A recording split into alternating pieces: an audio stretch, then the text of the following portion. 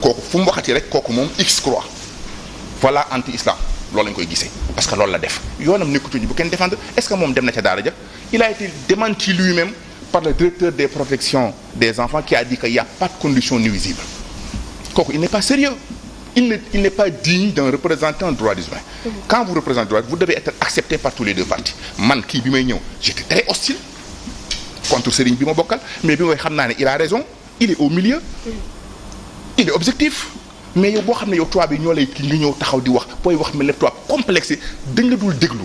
mais est-ce que du débat bi la ñu orienté peut-être fu mu nekkul est-ce que du ñu xale yooyu ñu bañ leen xool uniquement comme ay talibé mais comme ay xale yoo xamante ne dañoo war a épanouir comme seen ay morom ñu enchaîner leen comme ni ñu doon def esclave yi. non déedéet c'est que épanouir xale mënul juddul di ci épanouissement màgg ci continuer ci quand quelqu'un naît. épanouissement genre liberté. je viens boo juddoo je comprendre naa sa idée ma très chère vous avez un très bon boulot man gisewuma leen su ma nee yéen rek ñu ci saa gis mais soxna Fatou rek moo ma contre moom yéen a ngi def bon boulot parce que jàngat bii néew na télévision yu ko def dama ne xale du judd ci épanouissement màgg ci ëllëg si biir bandi ngay am. mais y a le minimum. yaa ngi dégg mais le minimum daara yi dañuy lekk ba suur ci biir di sangu ba set ña ci des ñëpp a ngi ci jàmm nee naa la sur 500 personnes 4 personnes lañ ci jéng matul sax 1% exception la bu confirmer règle waruñ ci woon a s'attarder ci comme li sëñ bi wax nii tentamar bi ci am yëpp même le procureur le parquet ne devait pas interpréter ceci comme maltraitance mënoon na rek ñu convoquer leen wax leen ne leen nañ ko bàyyi. mais tey booy liggéey ñu indi la loo xamante ne tamit vidéo la ñu jël ay gone def leen lii kan moo la def lii diwoo ko def xëy na également le parquet également ci loolu la ñu sukkandiku pour mën a àtte bi non le parquet devait être plus intelligent. c'est-à-dire. parquet chaque fois ñu indi fay nit ñu takk jëlee fay nit ñu takk procureur di leen gis.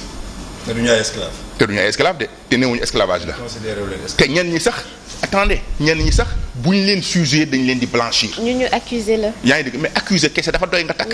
dama ne est-ce que ku ñu accusé kese. dama ne am na accusation yoo xamante ne am na ñu accusé takk leen. yóbbu leen pression boo xam ne ñu koy teg ci kaw justice bi. non mais il faut qu'il y ait pression justice li mu def li ñu jàpp ne parce que justice defagul.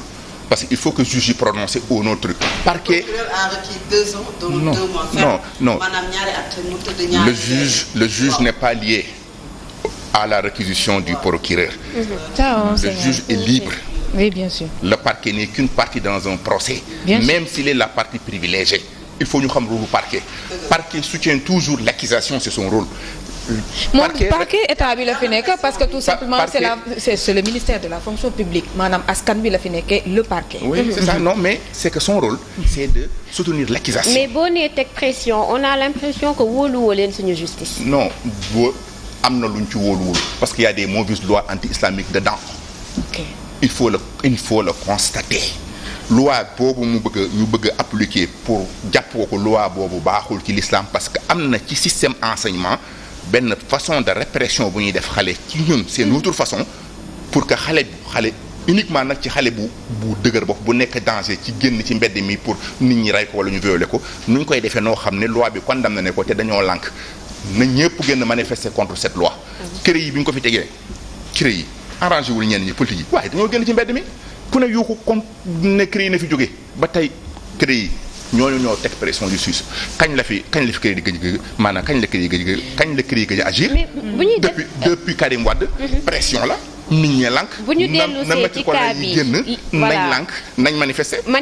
défendre loolu. amul beneen choix. alors que ci sous-région bi am na ñoo xamante ni dañuy jël seeni ay doom ndax wóolu daara yi nekk Sénégal di leen fi indi ñu siy jàng si bu ñuy défendre genre pratique yi bu yàggee. non ñoom xam nañ ko dama ne la déggoo ma nee naa c'est une question de choix kii indi doom alxuraan xam na ne alxuraan ki koy jàng bokkul la kii xëy di jàng école. bii c'est plus dur. dama ne la qu'est-ce que trop mais c'est plus dur. l'essentiel c'est plus dur. confédération internationale ñi nga xamante ne ñooy chef religieux yi gis nañu démb sëñ Mouhamadan Mbacké mi nga xamante ne sëtu Serigne Touba la nee nañu moom moo dalal ñi nga xamante ne ñoom la ñu jàppee du ñu tudd maître coranique mais ñi nga xam ne ñoo doon soutenir maître coranique bi ba yàqate foofu ba dal am fa tey lan moo ci sa taxawaay yow mi nga xam ne yaa jiite confédération. non li Serigne bi wax laa ànd nañ dal man mii wax nag procureur bi 40 minutes le procureur m'entend monsieur Cissé Diouf m'entend très bien. Régional de Louga.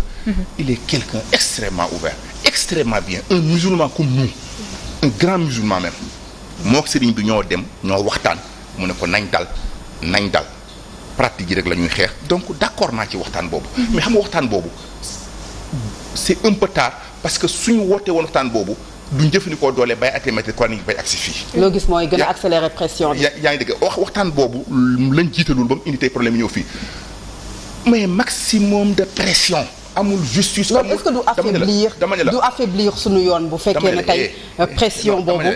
justice bi tënku na ci non déedéet c'est que yoon la justice est garantie par la constitution. je voudrais ma wax ci wolof foofu dama bëgg a wax ne. yoon droit xam nga loi partie la ci am na moral am na même apaisement. parfois ñu joxe véridique d'apaisement yëpp am na ci droit moo gën a yaatu loi droit boobu sa raison d'être n'est qu'une solution sociale parquet li mu def arrestation bi du solution sociale. déedéet lan ngeen di xaar ñu bàyyi ko mu ñibbi këram bañ ko toppee ci